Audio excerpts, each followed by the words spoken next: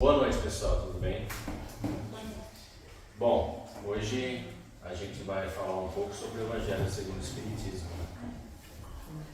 Que é aí uma das literaturas que baseia, né, a doutrina do Espírito, está embasada nessa literatura aí.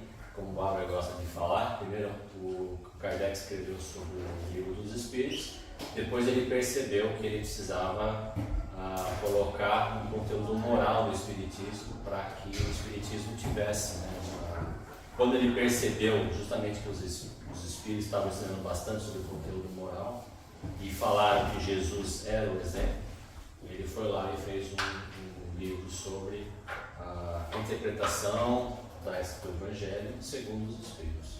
Então, bastante conteúdo bom. E o tema de hoje é uma parábola, né? Que é uma homilia da igreja, vamos falar de uma parábola do Evangelho segundo o Espiritismo, que é a parábola... É essa daí.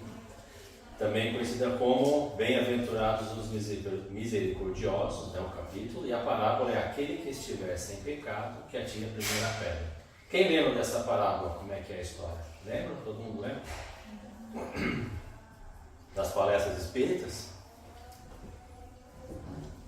Não tem, né?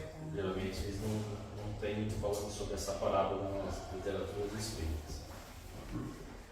E essa parábola, essa história, né, se você pegar no Evangelho lá, né, de Mateus, começa assim: não julgueis, pois, para não serem julgados, porque com o juízo que julgardes os outros, sereis julgados também, e com a medida que vos medirdes, vos medirão também a vós. E aí ele conta a parábola, né, que uma passagem, essa não é uma parábola, na verdade é uma parábola, mas é uma parábola, um fato que aconteceu na passagem de Jesus aqui no planeta. Que Jesus estava, de certa forma, num certo local, e aí vieram os escribas arrastando uma mulher.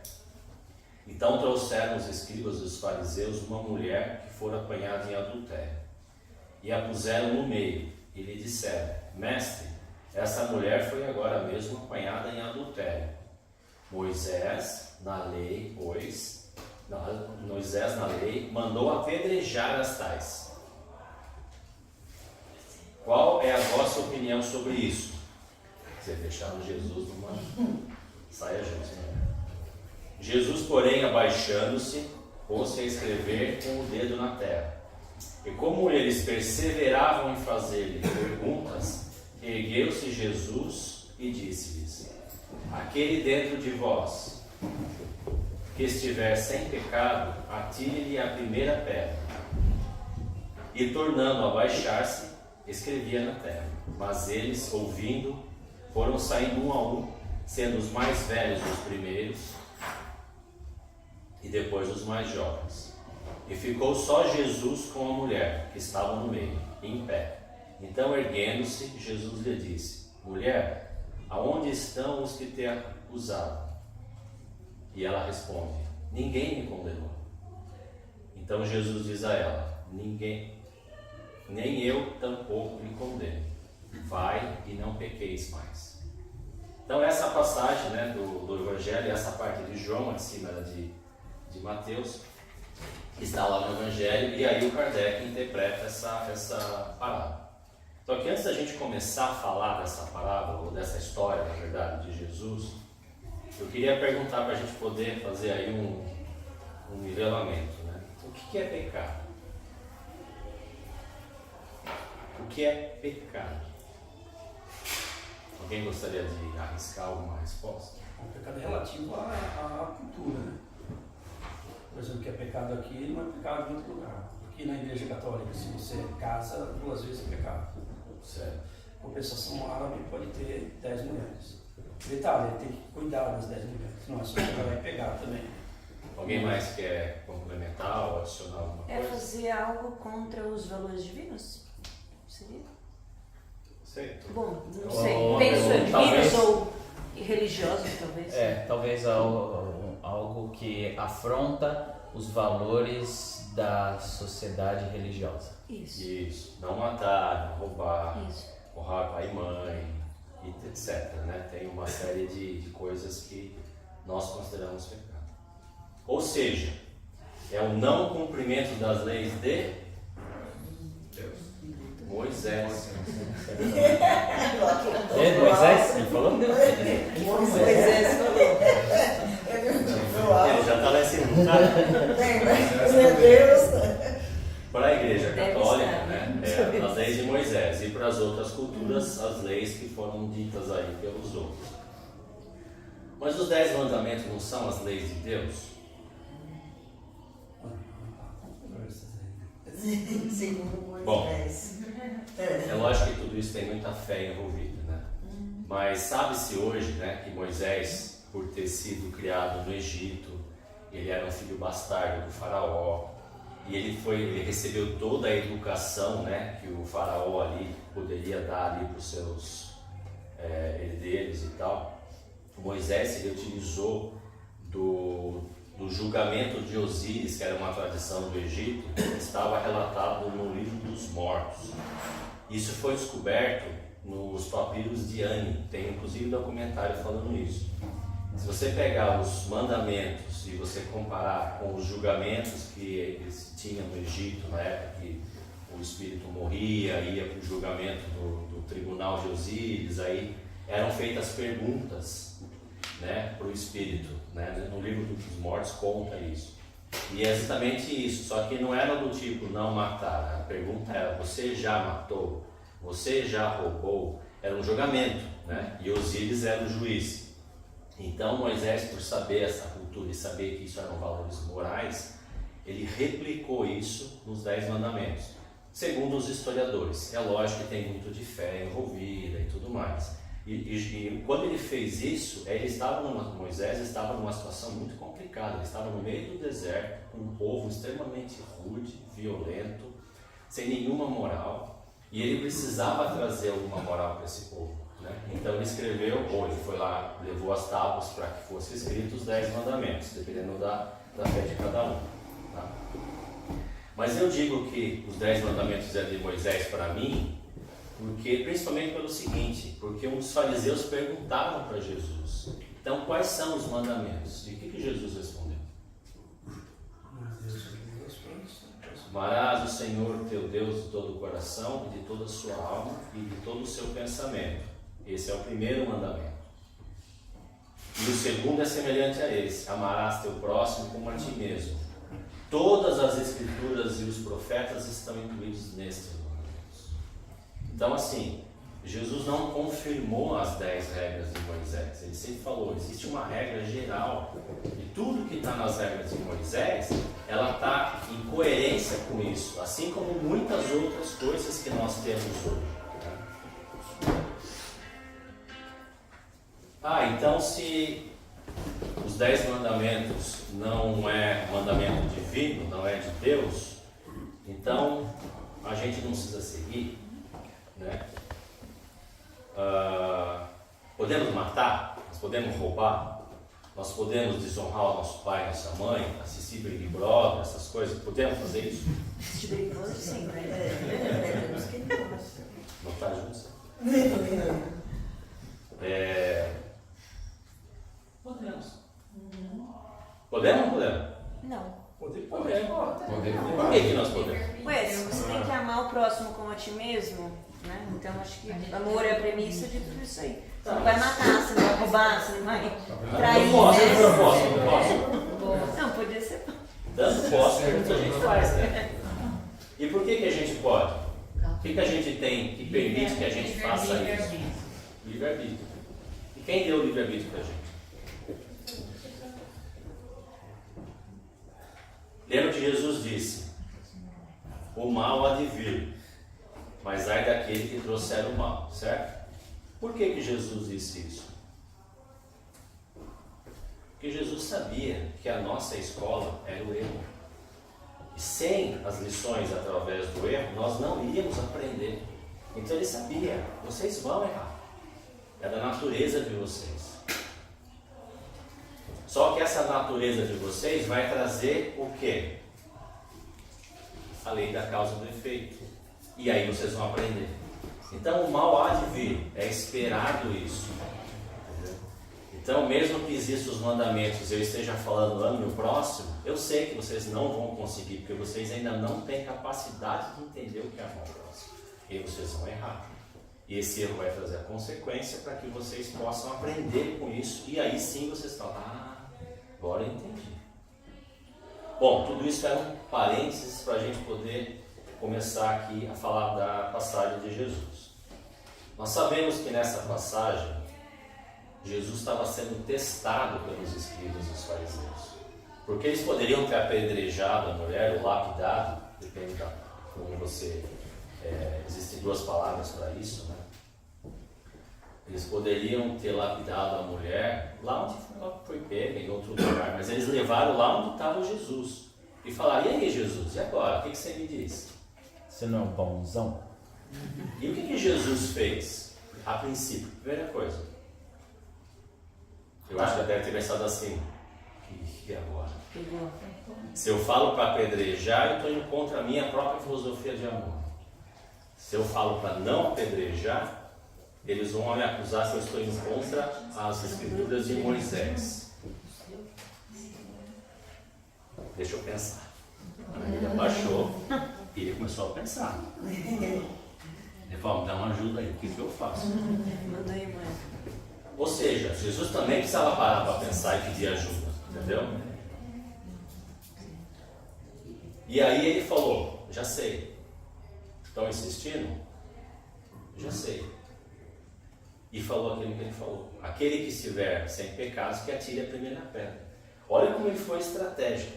Se você for ver, Jesus dá uma aula de negociação. Se ele tivesse falado assim, então, todos vocês aqui acham que tem direito de apedrejar, pode apedrejar. Você acha que ninguém ia apedrejar ela? Porque as pessoas achavam no direito, né? Nós somos hipócritas, né? Por natureza. Mas ele falou, aquele que estiver sem pecado, ou seja, colocou uma pessoa no spot, atire a primeira pedra. O que aconteceu? Ele fez com que os outros fossem julgar o primeiro que atirasse a pedra, do tipo assim, ô mané, peraí, você não, cara, porque a semana passada, aquela história lá não pegou bem. Ou seja, ninguém queria ficar no spot. Ele usou uma tremenda técnica de negociação ali. E aí o que aconteceu? Os mais velhos foram os primeiros a roubar. Eu já peguei pra caramba. Eu A sabia. definição mais velho, mais pecador. Mais tempo. Exatamente. O texto, ele fala isso. Mais velho não é mais sábio, é o que é hoje jamais na vida. Porque nós estamos nessa natureza ainda, imagina naquela época. Né? E de certa forma ele colocou um contra o outro no julgamento. Você é o primeiro? Então tá. Aí podia falar assim, esse cara aí, esse não podia ter tirado uma pedra. Então ele criou ali uma situação onde as pessoas mesmo se julgaram. Será que eu posso ser o primeiro? Eu tenho esse direito? E aí ele acabou conseguindo salvar a mulher sem contrariar a lei de Moisés. E vamos seguindo. Essa parábola fala muito sobre julgamento, né? E eu considero o julgamento um dos aspectos mais difíceis da reforma antiga. E a forma que eu consegui equacionar essa dificuldade e de certa forma ter um plano de ação foi separar o julgamento em duas partes. A primeira parte que eu separei de julgamento, e nós vamos falar de 3 aspectos hoje dessa história, tá? O primeiro aspecto é a respeito do julgamento. E o julgamento eu separei em 2 partes. A primeira parte do julgamento tem a ver com uma condição natural do ser humano, que é justamente a nossa evolução cognitiva. O julgamento é uma necessidade do ser humano para ele se desenvolver, para ele pensar, para ele raciocinar.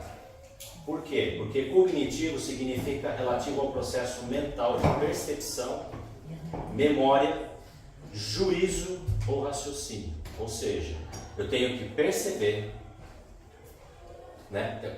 Como que funciona, né, o raciocínio. A gente precisa receber informação, seja ela visual, auditiva, sensorial ou até codificada, né? Se é a escrita ou a palavra, que a gente tem um código para interpretar o significado da escrita e da palavra falada. Então, primeiro eu preciso receber a informação, depois eu preciso comparar essa informação com uma base de dados na nossa memória. Então, por exemplo, se alguém falou assim, hoje vai chover, eu preciso lá na minha memória falar hoje. O que é hoje? Hoje é o dia do presente. Vai, é uma ação.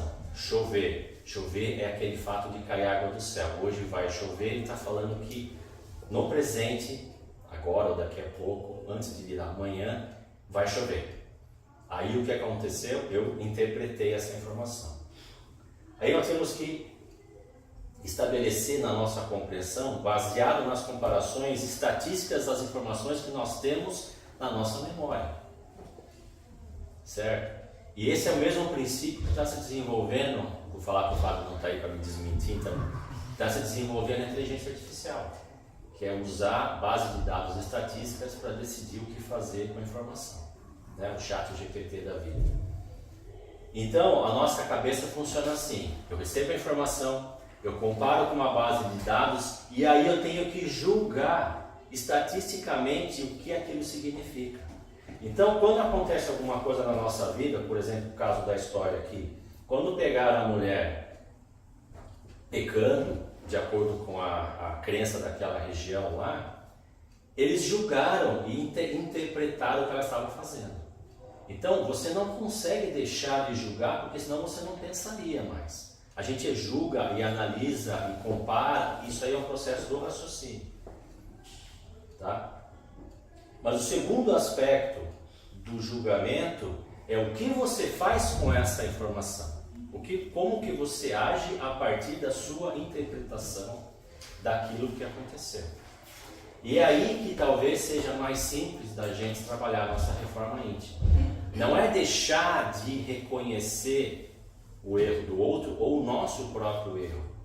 É simplesmente decidir o que fazer a partir daí. Então, assim, quando você fala, eu vi uma pessoa fazendo tal coisa e pensei, essa pessoa aí está errando.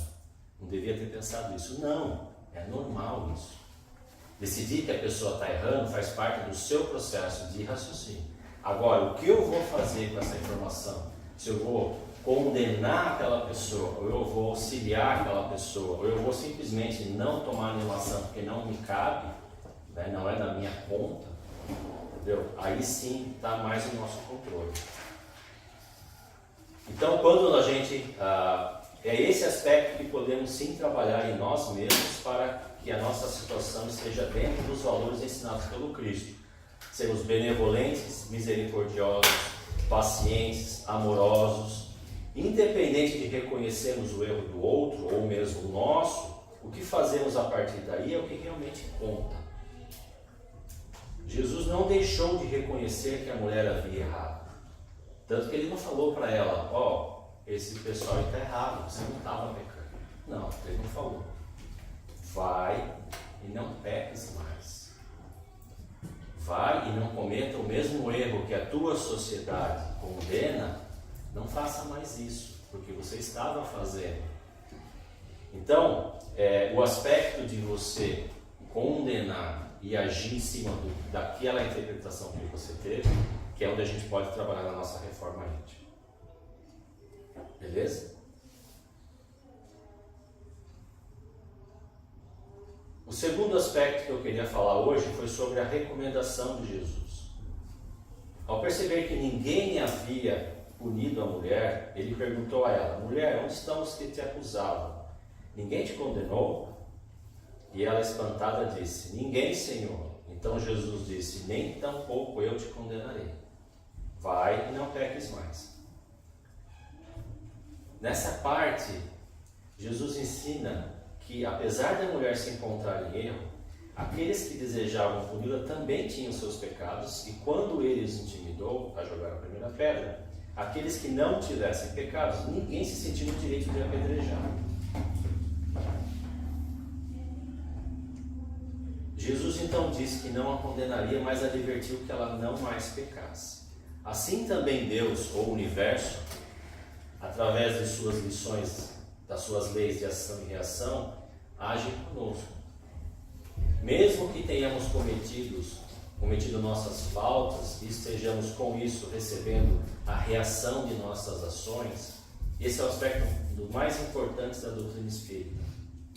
Mesmo que nós tenhamos cometido várias faltas e nós estejamos sofrendo por causa dessas faltas, uma vez que compreendemos e nos reformamos verdadeiramente através do arrependimento, da mudança de atitude, esse efeito da reação cessa.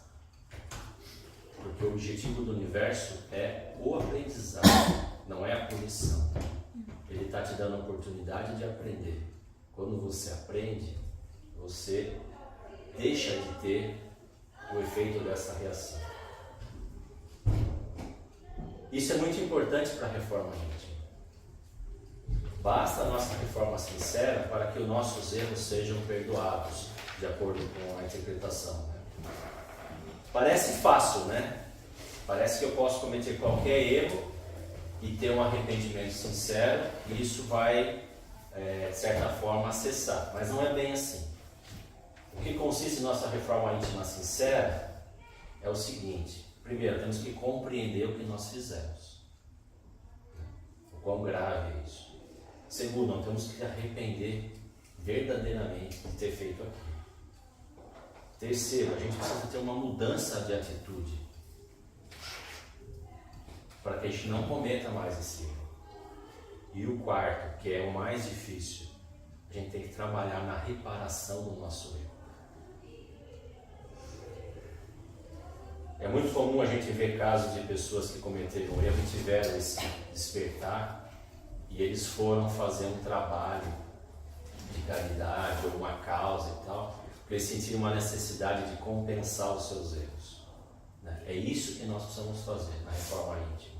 Não é só falar, me desculpa, tal, e segue adiante. Porque a gente deixou uma marca no universo. E a gente precisa, de certa forma, fazer algo para compensar isso. Porque aí sim é realmente o verdadeiro arrependimento. E por que Deus nos perdoa se nós fizermos isso?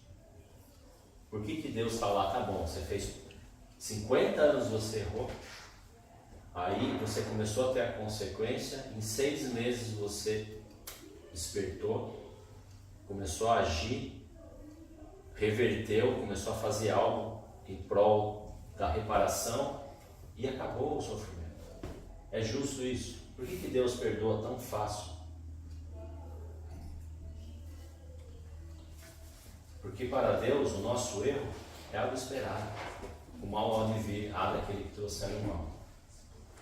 Mas o nosso aprendizado é que é o objetivo de Deus. É que a gente aprenda. Não finja que aprende. Não da boca para fora. Mas que a gente realmente aprenda. Então, a reforma íntima é sobre isso. É sobre reconhecer, se arrepender, mudar a atitude e reparar. Ok? Esse foi o segundo aspecto. Tudo bem? Hoje a palestra é curta.